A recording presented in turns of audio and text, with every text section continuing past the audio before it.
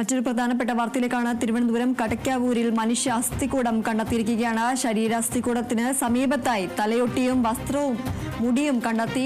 ശരീരാവശിഷ്ടങ്ങൾക്ക് 10 ദിവസത്തോളം പഴക്കം വരുമെന്നാണ് ലഭിക്കുന്ന വിവരം.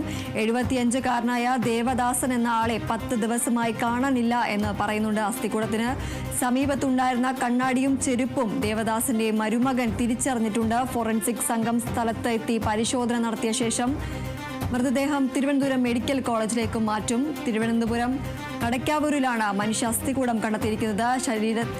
അസ്ഥികൂടത്തിന് സമീപത്തായി തലയൊട്ടിയും വസ്ത്രവും മുടിയും അടക്കം കണ്ടെത്തിയിട്ടുണ്ട്. ശരീരാവശിഷ്ടങ്ങൾക്ക് 10 ദിവസത്തോളം പഴക്കം വരുമെന്നാണ് ലഭിക്കുന്ന വിവരം.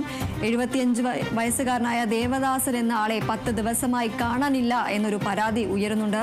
അസ്ഥികൂടത്തിന് സമീപത്തുണ്ടായിരുന്ന കണ്ണാടിയും ചെരുപ്പും ദേവദാസന്റെ മരുമകൻ തിരിച്ചറിഞ്ഞിട്ടുണ്ട്. ഇയാളുടേത് തന്നെയാണോ ഈ മൃതദേഹം അല്ലെങ്കിൽ ഈ അസ്ഥികൂടം എന്നത് അടക്കമുള്ള കാര്യങ്ങളിൽ സ്ഥിരീകരണം വരേണ്ടതുണ്ട്. കാണാതായ 75 വയസ്സുകാരനായ ദേവദാസൻ എന്ന ആളുടേതാണ് ഇത് എന്നൊരു സംശയമാണ് ഇപ്പോൾ നിലനിൽക്കുന്നത്. ഈ അസ്ഥികൂടത്തിന് സമീപത്തായ കണ്ണാടിയും ചെരുപ്പും അടക്കം ദേവദാസന്റെ മരുമകൻ തിരിച്ചറിഞ്ഞിട്ടുണ്ട്. ഫോറൻസിക് സംഘം സ്ഥലത്തെത്തി പരിശോധന നടത്തിയ ശേഷം മൃതദേഹം തിരുവനന്തപുരം മെഡിക്കൽ കോളേജിലേക്ക് മാറ്റും.